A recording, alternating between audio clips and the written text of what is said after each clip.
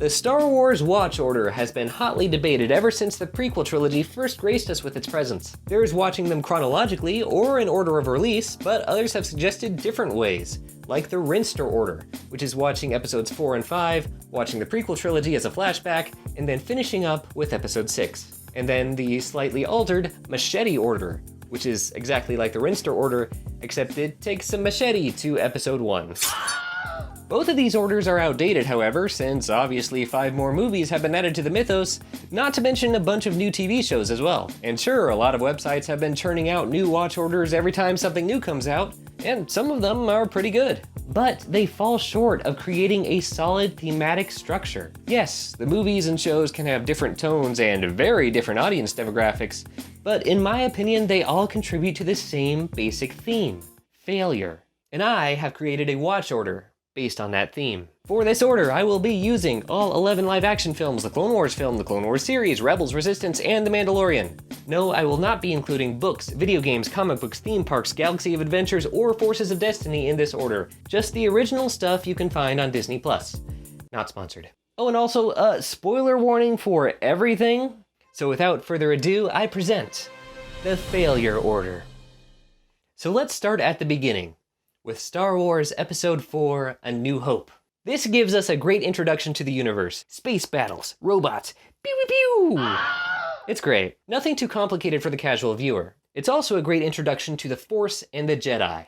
If only because we get to see it through the ignorant eyes of this guy. But I was going into Toshi Station to pick up some power converters. That's become my default excuse for anything, by the way. Despite his heritage, Luke Skywalker is a complete outsider to this world of the Force. So, as Obi-Wan teaches him, we as an audience are also learning about how this complicated spiritual energy thing works. We see what it can do: enhanced senses, telekinesis, and the infamous Jedi mind trick. These aren't the droids you're looking for.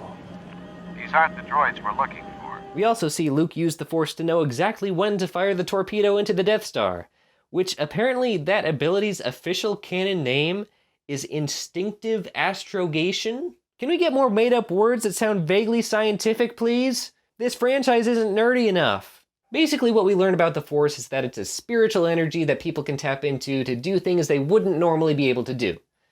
It's vague and mysterious, on purpose. We also learn a few important things about the history. For instance, Obi-Wan Kenobi and Luke's father once belonged to an order of Force users called the Jedi that fought with these awesome laser swords called lightsabers. They once fought together as heroes in the Clone Wars, but according to Obi-Wan, Luke's father was killed by an evil Jedi named Darth Vader. And after the Empire rose to power, the Jedi faded into obscurity. During the movie, Luke learns the ways of the Force, makes some friends along the way, destroys the Death Star with the rebels, and Obi-Wan is killed, by Darth Vader? Which really drives home the spiritual nature of this energy called the Force, as well as just the epic mystery of the Jedi. Moving on. Next in this order, I would put the Clone Wars movie as well as Clone Wars Seasons 1 and 2. These serve as a flashback to when Obi-Wan and Luke's father Anakin fought in the Clone Wars, and also shows what it looked like when the Jedi were at their peak. Hundreds of members, if not more, trusted throughout the galaxy for their intelligence and combat abilities. The Jedi really are legendary heroes. We're introduced to all this through another newcomer, Ahsoka Tano, Anakin's new apprentice. Through her eyes, we come to understand the Jedi hierarchy, what threats the Jedi face both in this era and in general, and how Anakin is unusually cocky and headstrong for a Jedi. And we learn that the Jedi are essentially superhuman when they use the Force. Their only real weakness is the evil Jedi we heard about in A New Hope, the Sith. Jedi who have turned to the dark side of the Force and fight only with anger and hate, and frustration that Apple just released a new iPhone which makes yours effectively obsolete even though you only got it a few months ago. Sorry, sore spot. But it's important to note that it's simple and binary. The Jedi are good, the Sith are bad. See, blue and red, good and evil. Got it? So easy a Gungan can understand. Power! Next, we return to the original trilogy with Episode 5, The Empire Strikes Back. Luke trains under Yoda. You know, that green gremlin we saw back in Clone Wars? We mostly see Luke practice telekinesis, an ability we've seen before, and he's surprisingly good at it despite so little teaching up to this point. But not good enough. I don't believe it. That is why you fail. Before he can get far into his training, Luke senses his friends are in trouble. Before he leaves, Luke learns through a Force vision that without proper training, he is in danger of giving in to his emotions and turning to the dark side himself, just like Darth Vader did. This scene, of course, foreshadows the climax and the most famous line in all movie history. Who's scruffy looking? Nah, just kidding. It's actually... No, I am your father. Wherein we learn that Anakin Skywalker turned to the dark side to become Darth Vader. This is an important moment in the story so far, since up to this point the Jedi have been revered heroes of lore. But we suddenly learned that the great Anakin Skywalker became Darth Vader, making our idea of Jedi versus Sith, good versus evil, a lot more complicated and personal. Also, Luke loses a hand.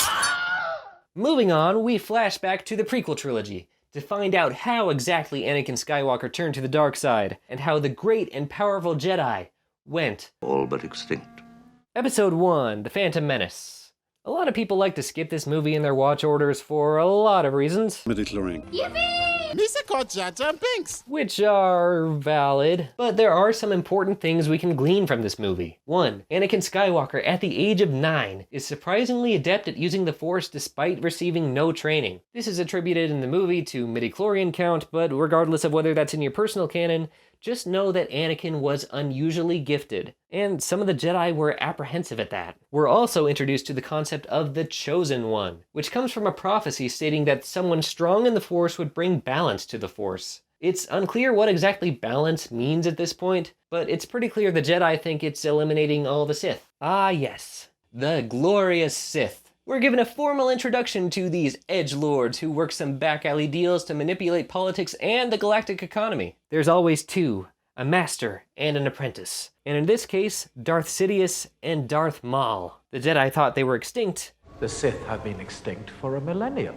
but I guess not. We also get the first inklings that the Jedi are not exactly the virtuous heroes we've been led to believe. They cling to tradition, they're ordered around like puppets by the Senate, and they refuse to train Anakin for fear he could turn on them one day. Well, I guess they weren't wrong about everything. But Jedi Knight Qui-Gon Jinn defies them, in a way representing the goodness in the galaxy the Jedi should be. But tragically, he's killed at the end by Darth Maul. A young Obi-Wan Kenobi avenges him by bisecting Maul, and then agrees to take Anakin on as his apprentice. Next, we take a little detour to Solo, which doesn't offer a lot of insight into the whole failure theme, but it does feature that great reveal that Maul's back, baby! And it might have the viewer thinking, oh, maybe this guy is a more important character than I thought, which is absolutely true. Maul is underrated, and you fail if you disagree. Anyway, moving on, we come to Attack of the Clones. Anakin has grown up, he's angsty, he's violent, he's horny, he doesn't like the sand. And it gets everywhere. All things forbidden for the Jedi. Well, except for the sand part, I think they take a neutral stance on sand. It becomes increasingly apparent in this movie that the strict traditions and beliefs of the Jedi, as well as just resting too long on their laurels, are holding them back. Anakin isn't a big fan of their ideals either, as he goes through quite the emotional roller coaster during this movie. After defying orders, slaughtering a village of Tusken Raiders, and secretly marrying Padme, it's pretty clear he's disillusioned with the Jedi. Oh yeah, all those times you saw Anakin in the Clone Wars, he was married, against Jedi code. Ooh, how scandalous. We also see some more interesting connections between Jedi and Sith, as we learn a little about Yoda and Count Dooku's history, and how they almost have a mutual respect for each other despite being enemies. Dooku was once a Jedi Master before turning to the dark side to become Sidious's new apprentice, and now runs the Separatists in their fight against the Republic. Also, Anakin loses an arm. Moving on, we return to the Clone Wars for Season 3. Very similar in tone to the first two seasons, but with two significant story arcs. One, the Mortis arc, wherein Obi-Wan, Anakin, and Ahsoka find themselves in Mortis, an ethereal realm of the Force. There they meet three Force users, the daughter, who represents the light side of the Force, the son, who represents the dark side, and the father, who kept the balance between them. Over the course of a few episodes, a lot happens. Anakin has a vision of his mother, Obi-Wan has a vision of Qui-Gon, and Anakin sees the future where he becomes Darth Vader, so he turns to the dark side to prevent that from happening? But the father conveniently makes him forget about all that, and Anakin is all light-sidey goody two-shoes again. In the end, the father, daughter, and son all die. but not before the father confirms Anakin as the chosen one who will bring balance to the Force. This arc is important, as it serves as a microcosm of the entire Star Wars saga. Besides just symbolically, it foreshadows several events. The son's betrayal is like Anakin becoming Darth Vader. The daughter's sacrifice foreshadows Obi-Wan buying time for Luke in A New Hope. And the father killing himself to redeem the son foreshadows Anakin doing the same to save his son Luke. The father putting his trust in the next generation is also important to note, as Obi-Wan, Yoda, Luke, and even Ahsoka will learn to do this over the course of their whole story. There's so much more to this Mortis arc than I'm explaining here, and there are plenty of videos dedicated to it that you should go check out, but TLDR, it's a short story that points to a lot of important events in the larger story. And honestly, the main characters could have prevented a lot of future events had they actually learned from this arc. The other important arc in this season involves the Sith hierarchy, where we learned that, no, there are not just two. There are several Sith Lords in training, just in case there need to be any replacements. Basically, we see two of Dooku's apprentices, Asajj Ventress and Zabrak warrior Savage Opress, get into a spat because they're all stubborn, and Savage bolts. On his own, Savage learns his long-lost brother is still alive. That's right, Maul's back, baby. Well, not yet, but we'll get to that soon. Continuing on to Season 4 of the Clone Wars, where yes, finally, Maul's back, baby, as a half-robot spider.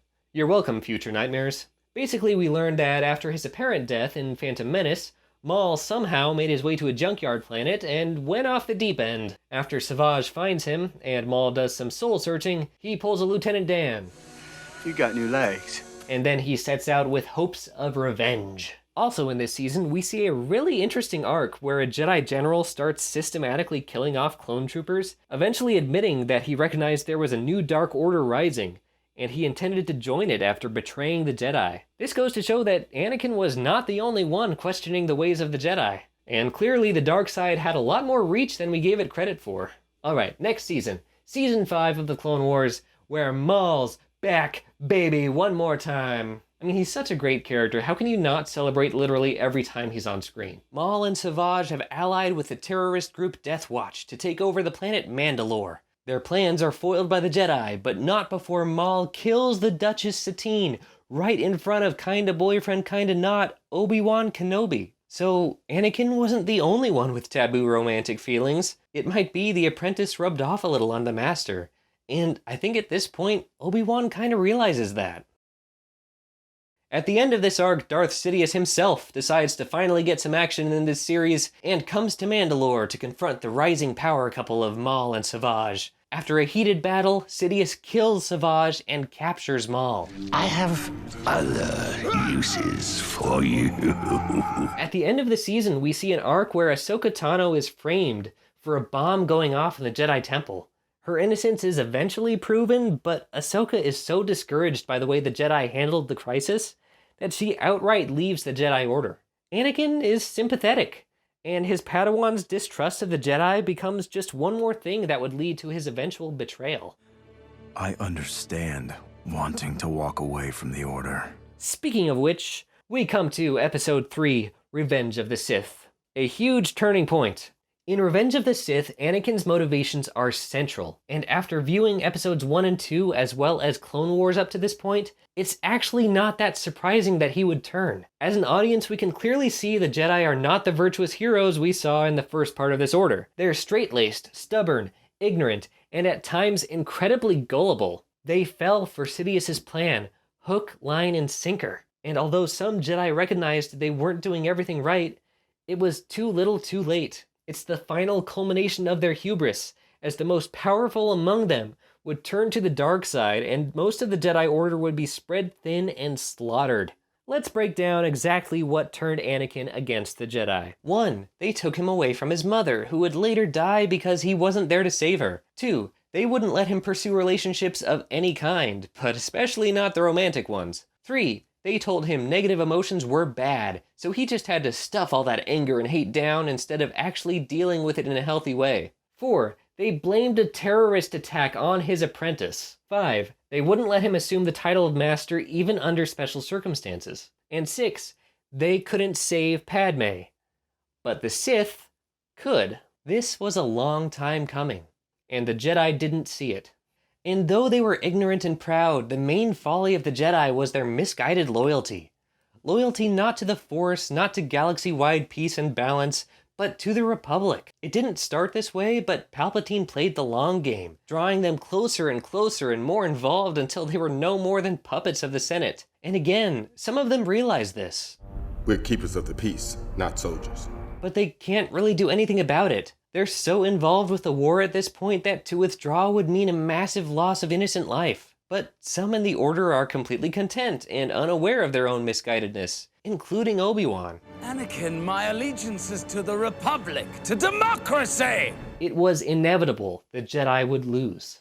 An almost Shakespearean tragic end we all saw coming. As Anakin turns to the dark side to become Darth Vader, the Jedi are wiped out save for Obi-Wan and Yoda, who put out a message warning surviving Jedi to just stay away. They take newborns Luke and Leia, whom Padme delivered shortly before her death, into hiding on Tatooine and Alderaan respectively. It's implied that they believe one of them could be the real chosen one, to eventually succeed where their father had failed. Let's transition back to the original trilogy with Star Wars Rebels, Seasons 1 and 2. Taking place between Episodes 3 and 4, Rebels really delves into what it's like living under the watchful eye of the Empire. Strict codes, curfews, all the clothing in shades of gray. Ugh. But it also gives us insight into what the surviving Jedi were doing during this time. Meet Kanan Jarrus, a Jedi who somehow survived Order 66 back when he was a Padawan. Putting away his lightsaber, he took up a life of a smuggler, and eventually joined a rebel cell fighting against the Empire. After meeting teenager Ezra Bridger, who had a lot of potential in using the Force, Kanan reluctantly returns to the Jedi life and takes Ezra on as his apprentice. Kanan and Ezra's relationship throughout Rebels is a perfect representation of how the Jedi are changing during this time. Kanan clings to old tradition, while Ezra is more free-spirited about using the Force, even dabbling in the dark side against his master's wishes. It is through butting heads that they come to a mutual understanding somewhere in the middle, but still a few degrees removed from what the Jedi used to be. Some other important info about Seasons 1 and 2 of Rebels: there are Inquisitors, dark side Force users who hunt down surviving Jedi, and 2 characters make their return from Clone Wars: Ahsoka Tano, who is now fighting the Empire, and, say it with me, Maul's back, baby! Once again. It is really interesting how Maul fits into this story. He uses the dark side, but he's not quite Sith. And sometimes he fights the Empire, and sometimes he doesn't. In many ways, Maul's disconnectedness from the Sith mirrors the other characters' disconnectedness from the Jedi. Both sides are trying to find new meaning after the failings of their previous affiliations. In Season 2, Maul searches for a way to get revenge on the Sith, and finds Kanan, Ezra, and Ahsoka in a Sith temple on Malachor. Maul convinces Ezra to help him find a Sith holocron, but after teaming up to fight off 3 Inquisitors, Maul betrays them. He blinds Kanan and almost convinces Ezra to become his apprentice. Kanan actually manages to fend him off, but not before Ezra almost activates a Sith superweapon. Suddenly, Darth Vader arrives to dispatch the Jedi, and Ahsoka fittingly fights him alone to allow the others time to escape. The long-awaited reunion of master and apprentice. Vader is quick to remind us that he is no longer Anakin Skywalker, but Ahsoka reminds us that she's not the same person either. I am no Jedi. And she's right. She's an unaffiliated Force wielder, unlike Kanan and Ezra. This is shown even symbolically by the plain white color of her lightsabers, not blue or green like the Jedi. After slicing off part of Vader's helmet, Ahsoka recognizes Anakin's face underneath. She promises to not leave again, not like she did at the end of Season 5, leaving Anakin alone to deal with the events of Revenge of the Sith. But the sentiment was too little, too late. Then you will die. The temple crumbles, and we only see Darth Vader escaping the wreckage. Now we finally return to the original trilogy with Star Wars Episode 6, Return of the Jedi. Luke struggles a lot with the dark side in this movie, but he's much more confident in his abilities. When he travels back to Dagobah to complete his training, Yoda and Force Ghost Obi-Wan tell him that 1, that girl you kissed in the last movie is your sister. Awkward. And 2, the only way to complete your Jedi training is to confront Darth Vader and resist the dark side. As both Yoda and Obi-Wan have seen Luke struggle with negative emotions, they know that the only way for Luke to fully become a Jedi is to resist the dark side's temptations to its face, which would steel his resolve and truly make him a force for good, a true Jedi. But what happens is very interesting, and most likely not what Obi-Wan would have expected, although Yoda might have had an idea. Instead of confronting the Sith, telling them a flat no thanks, and defeating them, thus saving the galaxy, Luke takes the more peacemaking road. He constantly tries to convince Vader to turn back to the light side. Come with me. I will not fight you, Father. I feel the good in you. The conflict. And although he does lose his temper and almost turns when Vader threatens Leia, he stops. The Emperor, in the Sith way of always looking for replacements, tells Luke to strike Vader down and take his place as the Emperor's apprentice. But Luke refuses, out of love for and faith in his father. A familial connection and emotion Jedi were told to ignore. It's that same familial connection that would finally turn Darth Vader back to the light side and save his son. So Luke did defeat the Sith, but not in the traditional Jedi way. Did Luke truly become a Jedi at this moment? Or did he become what the Jedi were supposed to be? I believe Luke realized in that moment that it was wrong to suppress emotions, and that relationships only made one stronger, in contrast to what he had been told. Both Yoda and Anakin die and become Force ghosts, leaving Luke the last remaining Jedi. Before Yoda passes, he tells Luke to keep the legacy alive.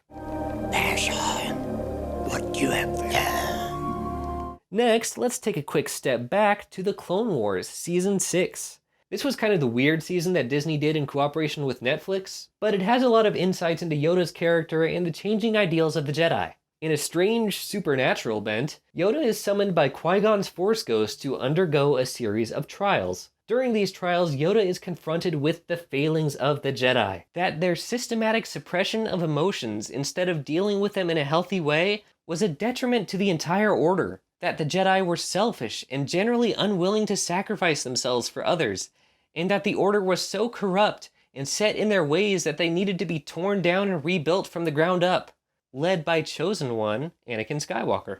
Through this path, victory we may yet find, but victory for all time. And Yoda would later entrust the rebuilding of the Jedi to Luke Skywalker, Anakin's son. Pass on what you have done. But it is this knowledge that would prompt Yoda to send Luke to face Darth Vader in Return of the Jedi. He probably believed that Luke and Anakin could save each other, as Luke would recognize the importance of love and emotions and all that other mushy non-Jedi stuff. This is just another example of how the Jedi we knew needed to change, and they did. Leading us into Episode 7, The Force Awakens, a new trilogy with a lot of new stuff. So, some basic plot reminders. Leia and Han Solo got together and had a kid. That kid Ben went to Luke's Doki Doki Jedi Academy, but turned to the dark side and became Kylo Ren. The dregs of the Fallen Empire have rebuilt and become the First Order, led by Sith Lord Snoke. Rey is an unknown scavenger on Jakku who has inconsistent proficiency in the Force. Finn is a defected stormtrooper who joins the Resistance and may be Force-sensitive? We don't know that yet. And Poe is a beautiful pilot, both in flying and other things. Alright, so what's important about this movie? A lot of critics say it's just a reboot of A New Hope, but I think that's the point. As Maz Kanata says, I've seen evil take many forms. The Sith, the Empire. Today, it is the First Order. The same battles have been fought against the dark side for thousands of years, which really emphasizes the failure to keep it at bay. Maz is almost resigned to the fact that there will always be this war, no matter how many times either side thinks they've won. Rey will later have a vision when she is called to and touches Anakin and Luke's lightsaber. Those visions really emphasize the fact that this is a war that's been going on a long time, and also shows some events that happened between episodes 6 and 7. This is explained a little more later, but basically Luke started training Ben Solo. But when Ben turned to the dark side and slaughtered all the other students, Luke saw that he had failed and went into exile. Kylo removes all doubt and kills his father Han to cement his place in the Sith. Rey and Kylo establish themselves as enemies/rivals during the lightsaber fight on Starkiller Base. Rey manages to defeat him enough with Luke's lightsaber that she can escape, and the Resistance blows up Starkiller Base shortly after Kylo escapes as well. The movie ends with Rey finally tracking down Luke Skywalker, and weirdly holds his lightsaber out to him for an awkwardly long time. At this point, I think you could throw in Star Wars Resistance Season 1. It doesn't have all that much to do with the theme, but it takes place slightly before and concurrently with Force Awakens. It does show what life is like under the rule of the First Order, and actually handles the severity of Starkiller Base's attack a lot more seriously than The Force Awakens did. My parents, my friends, the entire Galactic Senate. It's gone. It really does drive home the fact that the Resistance and any hope of winning against the First Order was decimated in that moment. Next in the order, I would finish up Rebels with Seasons 3 and 4. In Season 3, Kanan learns from an ancient Force user named Bendu that the Force can compensate for his blindness, but that's something we already knew. Meanwhile, Ezra is actively learning the dark side of the Force from that Sith holocron he got in Season 2, leading him to work again with... Oh, I can't do it. I can't do it. Not this season. Not this time. Maul. Maul and Ezra, using 2 holocrons along with a little ancient witch magic, track down what Maul believes will destroy the Sith on a planet with twin suns.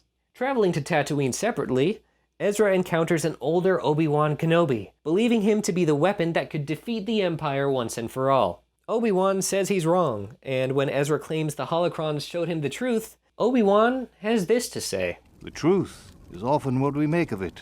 You heard what you wanted to hear, believed what you wanted to believe. This mirrors what he said in Return of the Jedi. Luke, you're going to find that many of the truths we cling to depend greatly on our own point of view. Obi-Wan is speaking not only of Ezra, but of the Jedi as a whole. He knows the quote-unquote truth the Jedi followed was merely a convenient one, something they clung to because they didn't want to realize what they got wrong.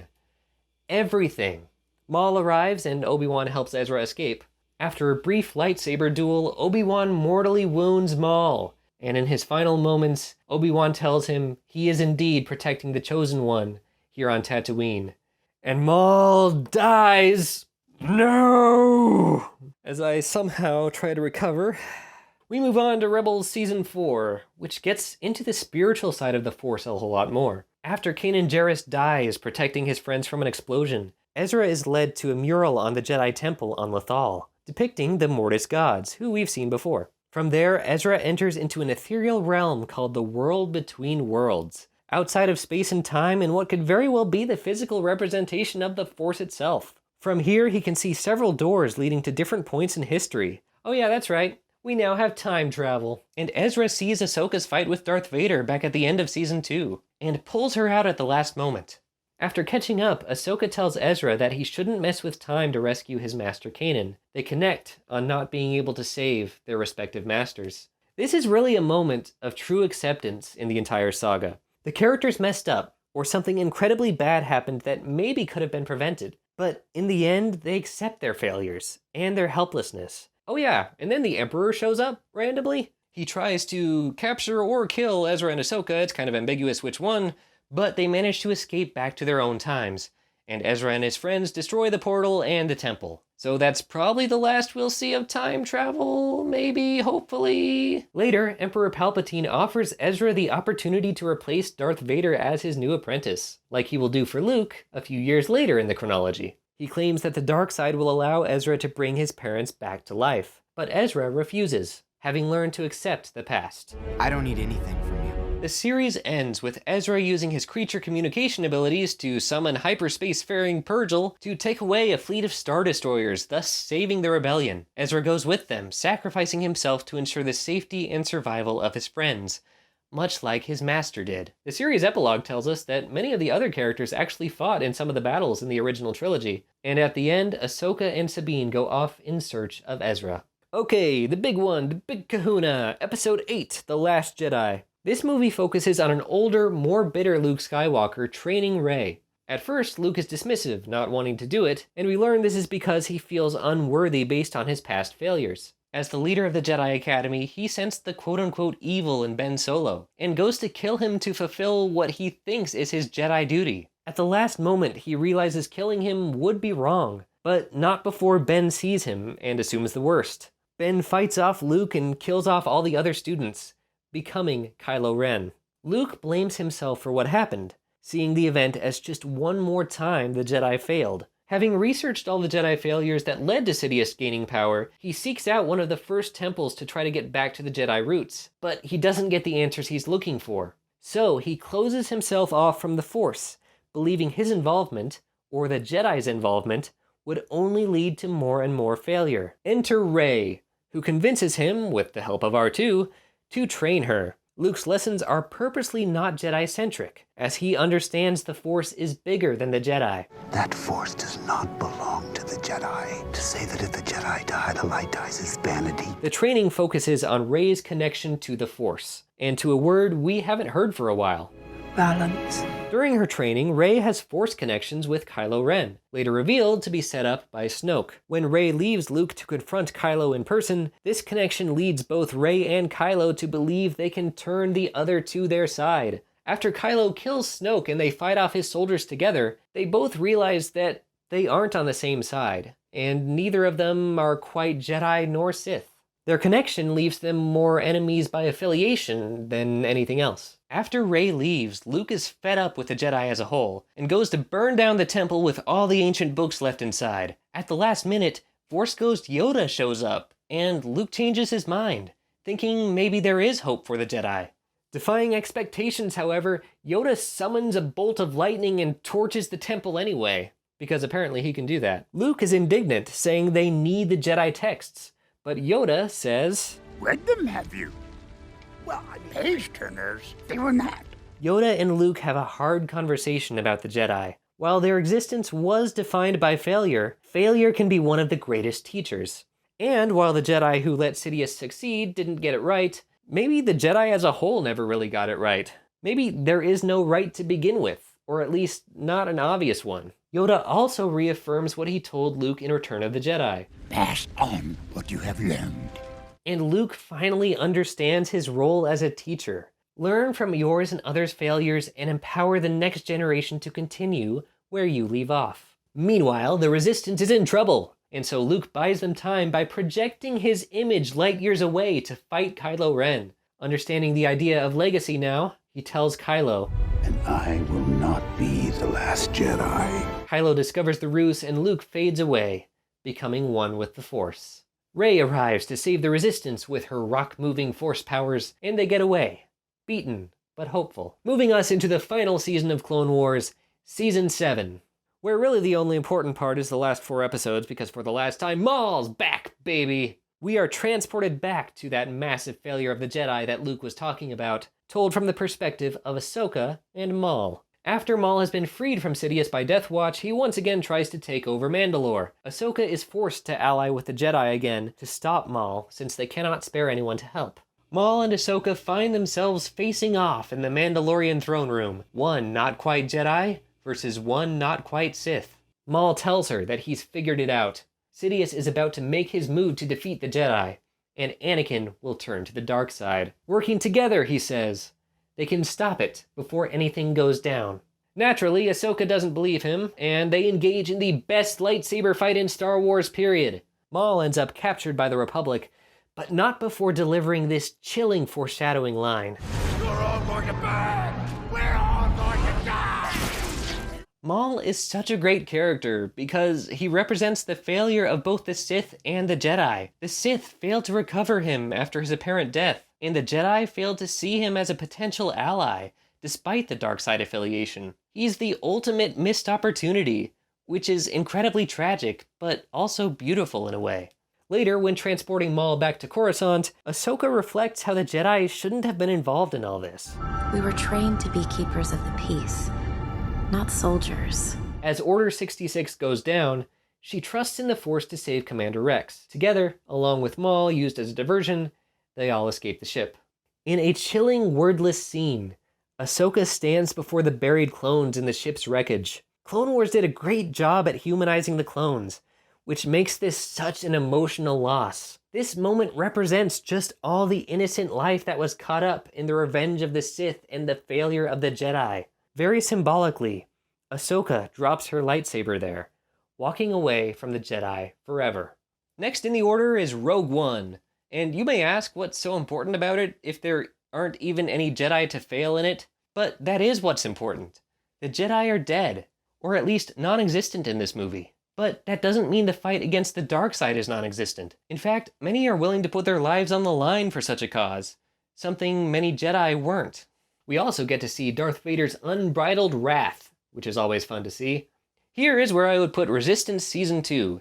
Honestly, it doesn't really add too much to the whole theme, but this is where it would be chronologically, since Kylo Ren makes an appearance as Supreme Leader. And then we move on to the final nail in the coffin, Episode 9, The Rise of Skywalker. The culmination of everything up to this point. And I acknowledge that many didn't like this as the last film of the Skywalker saga, but as part of this order, it makes perfect sense. First, some new stuff. The dead speak. Palpatine is back, and Kylo Ren hesitantly agrees to work with him to gain more power. We find out Rey is actually Palpatine's granddaughter, ew, and Palpatine wants to essentially use her as a new host body to rule over the universe, double ew. Kylo and Rey are a Force dyad, which isn't really explained much in the movie, but basically the Force has tied them together and they can have shared visions and send objects to each other and stuff like that. Fittingly, in the ruins of the second Death Star, Rey sees a vision of herself on the throne of the Sith. Kylo finds her and duels her. Leia reaches out to Kylo through the Force, and in this moment of distraction, Rey mortally wounds him. At that point, Leia passes, and Rey and Kylo can feel it through the Force. Using the Force, a distraught Rey heals Kylo and books it out of there. After recovering, Kylo sees a vision of Han Solo and relives the last moments before he killed him 2 movies ago. After a brief conversation, Ben Solo turns away from the dark side and symbolically throws his weird lightsaber into the sea. Rey does not take Leia's passing too well. Having had enough of the Jedi and the Force, Rey returns to where she trained with Luke, intending to go into exile just like he did. Luke's Force ghost triumphantly shows up, and he finally eats some humble pie about his exile. I was wrong. He tells her what his mentors told him. The only way is to confront your enemy. He then gives her Leia's lightsaber, because apparently she had one, and finally pulls his X-Wing out of the water. Rey flies to Exegol in that X-Wing to confront Palpatine once and for all, and we find out that he somehow has fed on the power of all the past Sith. A redeemed Ben Solo shows up, and the two face Palpatine together for the final fight. Ben is sent flying, but Rey hears voices of past Jedi encouraging her. Anakin, Yoda, Obi-Wan, Qui-Gon, Mace Windu, Ahsoka, Kanan, Luke. She stands up, focuses all her power, and fights back. Palpatine says he has the power of all the Sith, but Rey? I'm all the Jedi. She defeats Palpatine and the Sith once and for all, then dies. This is actually very important symbolically. Rey saying that she is all the Jedi and then dying really marks the death of the Jedi. Even though Luke said earlier in the film that the Jedi would die if Rey didn't confront Palpatine, I think what he meant was their stories and their legacy. He did not mean the Jedi Order that was continuously defined by failure throughout the entire saga. No, at this moment, the Jedi and the Sith are dead. Metaphorically and literally. When Ben climbs back up and revives Rey, she is no longer a Jedi. This is shown metaphorically when Rey kisses Ben, a brief action that represents raw emotion and a strong connection to another person, both things that were forbidden by the old Jedi. Having used up the rest of his power, Ben Solo also tragically dies, personal sacrifice being the other thing that the old Jedi didn't do. The Resistance wins, triumphing over the Final Order. Everyone hugs, and Chewie finally gets his medal, which is really the resolution we were all looking for. Sometime after the celebrations, Rey takes Luke and Leia's lightsaber to Luke's old farmstead on Tatooine.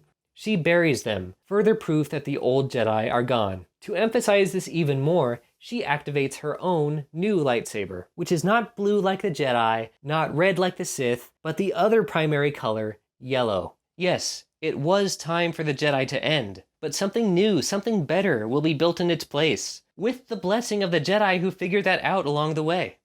The last stop on our tour is, of course, the Mandalorian. Don't worry, I'd never forget about Baby Yoda, not in a million years. Even though it takes place before the new trilogy, we really get to see a world without Jedi or Sith. And yes, we will probably see Force wielders in future seasons, but I think they'll only be side characters at best. For the first time, we get a meaningful look at a main character who has nothing to do with the Force, and wants nothing to do with the Force. And I really like that. It also gives us hope in the next direction.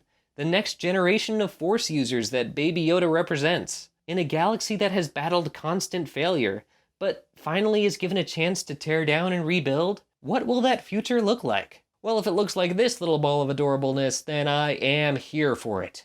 And that's the Watch Order. As I said at the beginning, this Watch Order centers around a theme: failure. Luke even states this explicitly in The Last Jedi, that the Jedi have been defined by failure at every turn. And he's right. We see failure a lot in Star Wars. Anakin failing to save his mother, Obi-Wan failing to save Anakin, Han and Leia failing to protect their son, and of course the Jedi as a whole failing to see what Sidious was planning despite all the clues being there. It truly is a who's who of failure. It really defines almost every main character in the whole saga. But you may be thinking, failure is not a unique theme. We see it in a lot of other stories. Characters throughout Lord of the Rings don't take the ring seriously. Everyone in The Great Gatsby can't see past their own ego. The Avengers lose to Thanos. Obviously, failure is a common theme, and it should be, being one of the most relatable human experiences. But Star Wars' unique take on this theme is brought out through this Watch Order. We see a grand analogy of how we as individuals understand and process our failures. Much like grief, failure also has stages,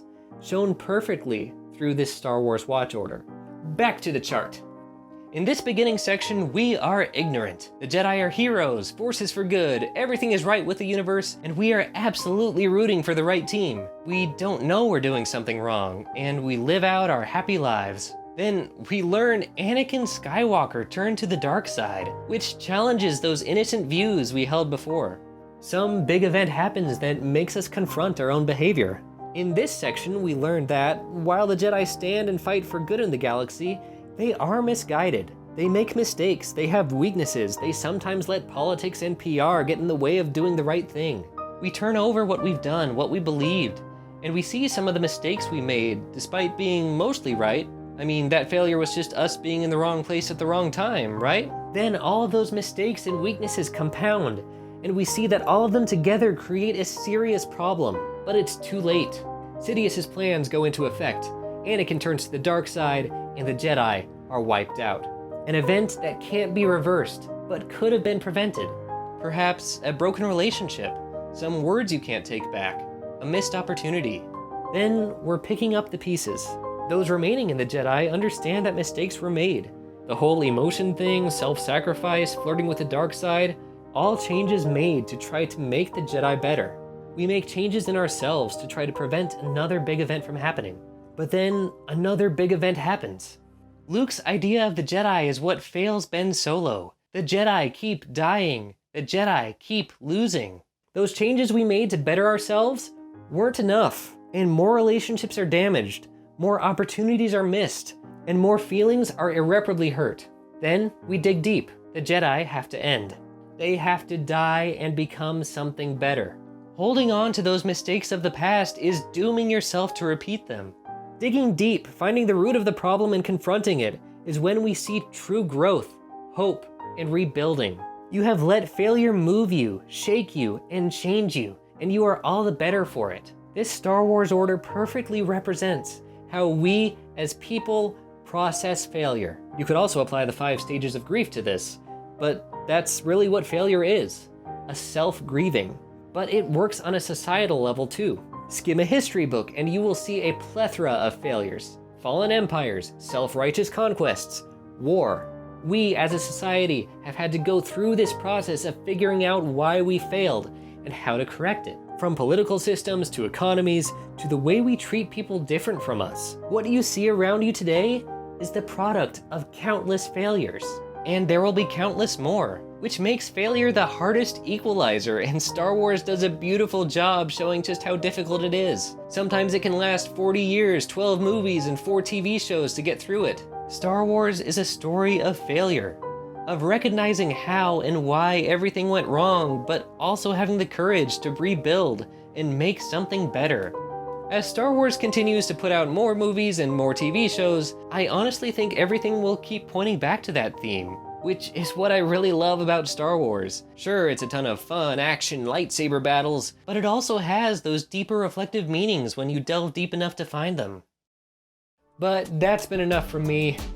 Thank you so much for watching me figure out this giant logic puzzle. Please go ahead and hit that subscribe button to see some of my other different stuff.